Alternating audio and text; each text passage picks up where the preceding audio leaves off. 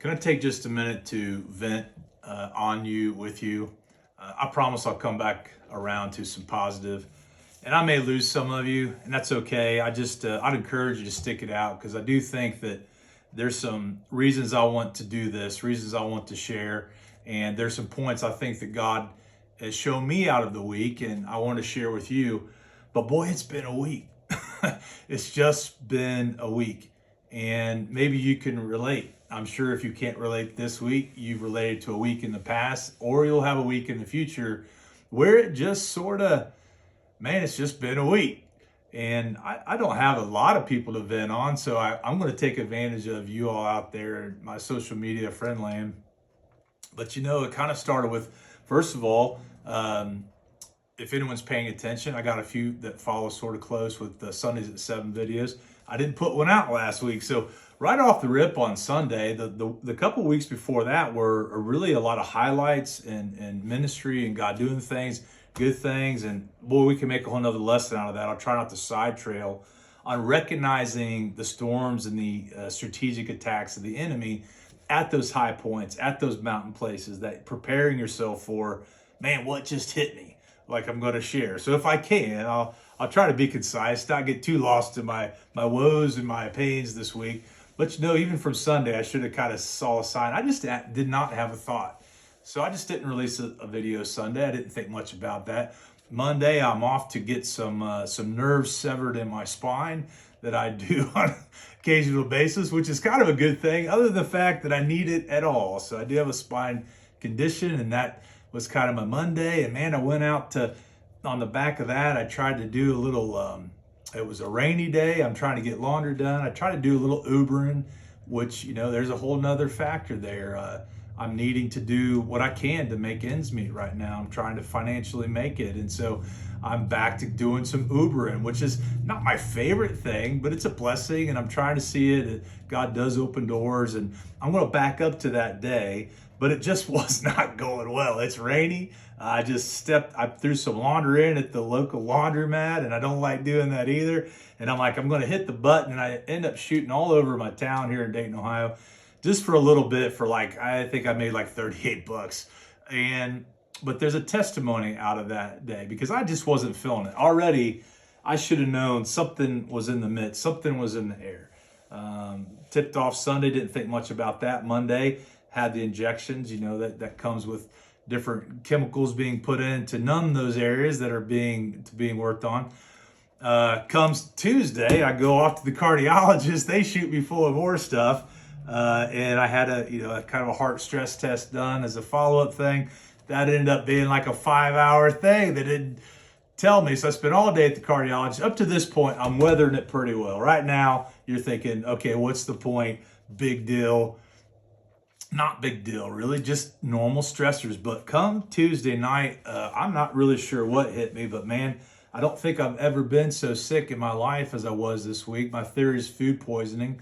And so from Tuesday in the middle of the night sometime, Wednesday was a blur because I had such a fever of intensity and such anguish going on that I can't hardly remember. I could barely see. I don't really get high fevers because I tend to run a low fever. So it just was a wicked, nasty situation. Okay, another big deal. I thought this is food poisoning. I had admittedly kind of pigged out a little bit that night. I don't know. I don't know what all number of things came about, but somehow, some way, either someone gave me a bug, I got food poisoning. I'm thinking, okay, this is going to stink. I got to weather the night out. My system's just getting rocked. I got to make it through it. But it wasn't the night, and it wasn't the next day or the next day. And so I spent 3 days just really struggling, not eating in bed other than, just trying to mend to myself and do what I could. Just really couldn't. So just began to really got out of the house yesterday. It was a Saturday, first time attempted, and I thought, man, I want to come back to, I'm getting to the point. So rough week, just a rough week. I'm sure that you can relate to those kind of weeks, and I'm sure you can relate to much worse things. And, I realized that, boy, I'm still just not really recovered, but I want to share some things that happened because spiritually, mentally, physically, I'm not sure. Maybe I'm about 5 days in. maybe I need to follow up. I call her Dr. Mom. I have the blessing of a mother who's an ex-physician, so we bounce medical thought off each other. So I have that privilege. I'm probably at the point where I'm going to say, hey, should I be concerned about what's going on with me more? Because I'm your typical guy, and so I could have just, went ahead and gone on to the Lord during those couple of days of fevers, and no one had known the better until they figured out I wasn't putting videos out. I don't know. So it's been pretty rough, and it's been, I'm still recovering, but spiritually, I'm actually in a much better place. I'm in a much greater place. Though my brain is kind of suffering, I could tell like I'm just not really right. I think a lot of detoxing happened in that and all that good stuff. But that's kind of what I want to talk into is, we go through these times, and it was this rough week, but there's really some highlights that I want to bring out of it. And really talking into today, part of those points being that there's a solitude of suffering. And just as this week, unless I shared it, which I would rarely ever do, I promise you, if you looked at, I don't know when I joined Facebook, 2009 or something, I don't know. But if you look at those years, I've never posted a negative comment. I don't get into it. I don't buy into it. I don't put my woes and my wants and my complaints, and I don't, put my dirty laundry on the air. I don't do that. There's an intention to me sharing this, obviously. I appreciate you bearing with me in my woes, but I felt this is the way the Lord led it, because it's really a message about the whole week into a bigger picture, that so many of us are suffering in solitude, that we just wouldn't know what's going on in people's lives sometimes, that's actually part of our calling. And I know for me, even already, clearly there was some spiritual things a part of this, because I was already in a funk and probably a backlash of some good spiritual highlights the week or two before, where, Sunday I've gotten a thought, I thought, whatever. Monday, I'm just really in a foul mood when I tried to go out and do the Uber thing. But I want to share with you something that happened there, because it just was really weird. It's God stuff, because God kind of pieced this all together. And then I got to suffer real good for the week, where I went really deeper. And I'll share the second point of my own lesson out of this week. And I know this may get longer, and if you get tired of it, hey, check out and come back and finish the message if you want. So that day, I just want to share something really profound to me, because the first lady I picked up, I didn't think too much about it, although I thought I'm really not in the mood for it. And although I am a licensed therapist and life coach and minister, I don't have that sign hanging in my back seat. But the lady is from South Africa. I pick her up. She just instantly, I'm the Uber driver. I want you to remember this when I tell you these stories. I'm the Uber driver. I picked this lady up. She's from South Africa. I've been to Uganda, which is not South Africa, but it just was mysterious. And right off away, first she goes, oh, it's just not a good day for me. And she's in the back, takes her shoes off. She goes, oh, my feet stink. I hope it doesn't stink your car up. And I'm sitting up front because I'm fully human, let me tell you. Outside of Jesus, I'm just like, yeah, it's okay. It's all right. And I'm thinking, I don't feel like talking. I'm not in a good mood. I've got laundry wet. I just want to pop out real quick, see if I can make $1 to cover my laundry. And well, she's just immediately goes into sharing her life and trying to ask me advice, which I'm just really like, I can't. It sounds like you need to seek some counsel. But this lady shares a story where she come from South Africa. She's been here like 9 months. She's working hard. She got tied in this situation where she's really in a very abusive situation, emotionally, at times physically. And she's asking a perfect stranger, which that was the Spirit all working that out. But she was suffering, to immediately begin to ask her Uber driver, what should I do? Because she's here, she's alone, she's got a green card, she's attached to this person who's not treating her well at all. And she's stuck, and she's suffering in solitude. She's suffering in silence. And so that began to weigh on me, and I wish that I could do more. And I've been praying for her since, and I tried to encourage her, told her I would pray for her, told her she should seek counsel. The second guy, he kind of annoyed me because we had to take a bypass, and I spent like a half hour for $10 for him. He didn't want to talk to me, and he was just but here's the sandwich of it, right? The Lord just priming all this. So I'm in prime empathetic state of I'm just grumbling. I'm hitting every light. It's raining. I'm way late for my laundry. I'm stressed about life and my own stuff. And why do I got to do this? And my back hurts. And what's what is life about? Woe is me. The next lady I pick up, the last lady, before I said, that's it, I'm going to go get my laundry in the dryer. I picked the next lady up, and I share these two because keep these folks in prayer. I'll tell you because it's fairly anonymous. Really, it's not my counseling role. It's not confidentiality. I believe the first lady's name was Trinity from South Africa, and this lady's name was well, it'll come back to me. They usually don't, but I've been praying for them, asking the Lord to remember what their name. So maybe I'll remember hers. But Trinity. So this lady gets in, and there's a heavy sigh. And I could just tell, and I kind of, by this point, the Lord's kind of working on me. Like I can see, okay, I need to be present. That I'm feeling in a stuck place of life. I'm feeling frustrated. I'm feeling alone and isolated and at a loss at times. And sometimes you could just get in that place where, like, life is just too much sometimes for one person. It's just too much. This poor lady, yet again, is a single mom of multiple children. Her son has just gotten a car wreck. It's raining on them. She's trying to talk to him, the police. She's telling me her life story. She's a housekeeper. She's leaving one job to go to the next. She's got one son in 25 years in prison. This son is playing with drugs, but he's a good kid. And they just finally got a car and he wrecked it, or something else happened to one. They asked for the rental and he gets in a wreck with it. And she is just at a breaking point, but completely holding it together. But the Lord used the situation that to give her breathing room, that she did a bit of crying in the back seat. And I actually crossed some boundaries, and I gave her my card and I gave her a little Jesus off my dashboard, and that gave her a smile. But those women have been heavy on my heart all week, not knowing that I thought that was the bad day, Monday. I thought Tuesday was annoying. I was still feeling pretty decent. Being 5 hours at the cardiologist, I was able to keep my composure better than I ever normally do, and then come. So sharing that, I think that one, there's an element of our spiritual life that seems confusing until we line it up with Scripture. And to me, one of my lifetime theme verses has been Galatians 6:2, where it says to bear one another's burdens, and so fulfill the law of Christ. And the other one, I call it the 2 Corinthians principle. You can look into the first few verses of 2 Corinthians. Paul discusses that the God of all comfort, who comforts us in our afflictions, our tribulations, you name it, as he comforts us, so that we may comfort others in the same things we've been comforted by. And so why does God allow us to get in those places? Why did I end up being the Uber driver for these two women who are suffering in solitude in the world? I have no idea, but I have to believe it was by design. And I'll promise you, honestly, if I'm honest, shamefully, a couple years ago at times, if I were out doing that, I would have been in such a funk, in such a state, that I would have cared in my mind, but been unable to be present enough. They probably would have not opened up enough because they would have felt my own cloud of darkness, right?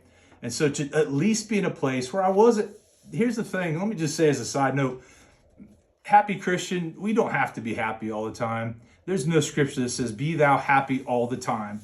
The word actually says to rejoice with those who rejoice and mourn with those who mourn. There's lots and lots of scripture that we suffer through the tribulation, the trial. We come through the storm. We don't stay in there. Don't stay down in the mud. But sometimes life is real, is the way I say it. Life is real.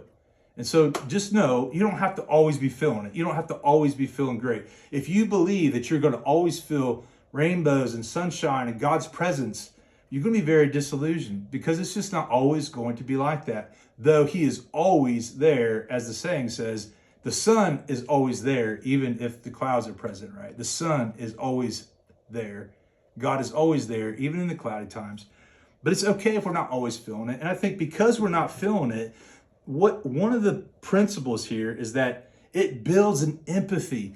In that state that day, I went from thinking, just in a really foul mood, thinking, I just got done getting injections and whatever. Not a big deal, but it's a Monday, it's usually my down day anyways.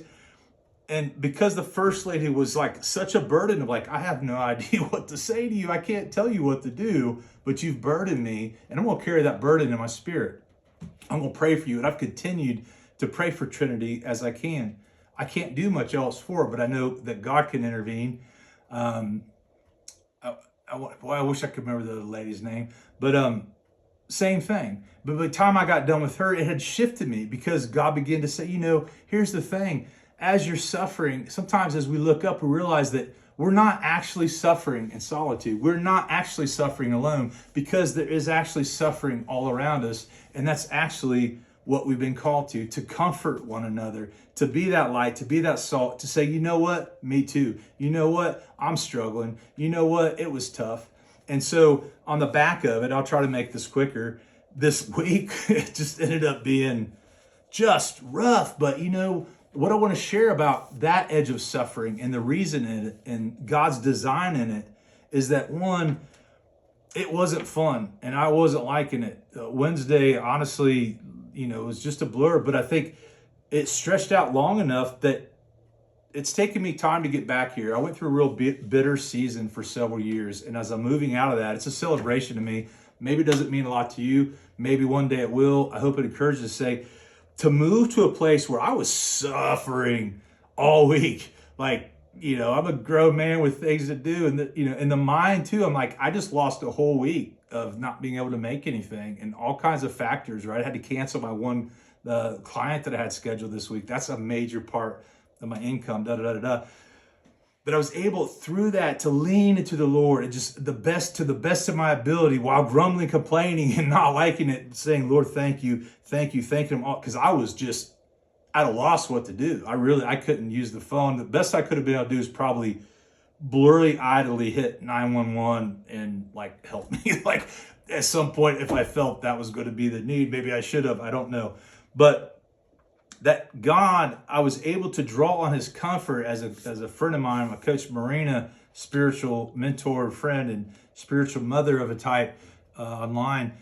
One of the things she's helped me is to not try to run from God in those sufferings times, to let him into it. And it really served me this week because it was rough. But I can tell you that while physically I'm still recovering, I'm not sure what all is going on. Mentally, it kind of messed with my brain, but spiritually, it's weird how it worked because I needed it. Here's the thing. So God allowed it. There's a build of empathy and you realize there's people that are going through these difficult things. If we're not ever going through difficult things and God just allowed us to escape them all, our connection to the world and those suffering around us would be very limited.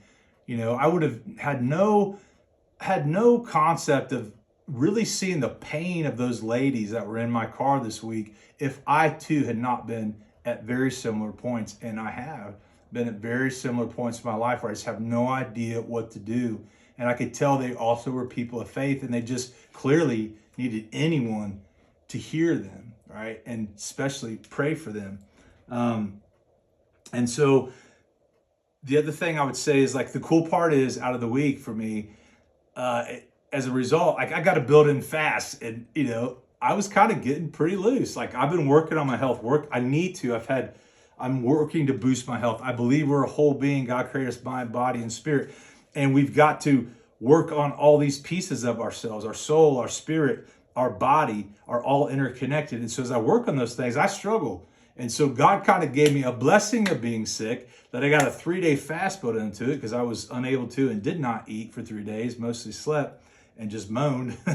So I'm trying to capitalize on that. So while the lessons were, one, suffering is going to build our empathy. And two, while we're suffering, the God of all comfort can come in if we ask him in, allow him in. And he did. He got me through it. And in his miraculous ways, he had a purpose at actually blessing me to say, now look, as you stood up 4 or 5 days later, yeah, it was rough. And yeah, you're behind on some things. But look, you just got a good reset. You did something you've been able to do yourself. You just got to fast for 3 days. And now I have a choice to capitalize on it. And I'm trying to. I'm praying. I pray for me. Lord, I just got detoxed of caffeine and sugar and everything going on. I'll even confess too that I had dealt with tobacco for years, quit for 10 years, picked it up in 2020, smokeless. And so I had still been at the edge of using those nicotine pouches and really trying to get to a place where I just all year long, I was off and on trying. And I want to, for health's sake, for freedom's sake, I don't want to be a slave to things.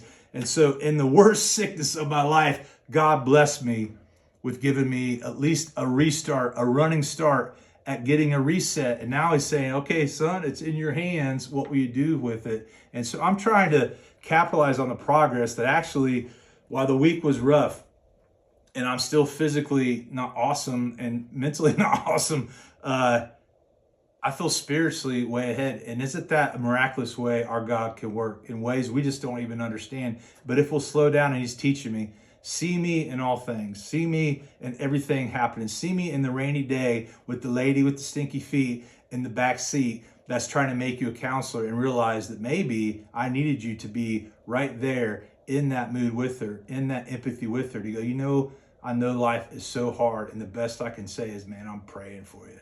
I'm praying for you. Pray for me. God bless you. Have a great week.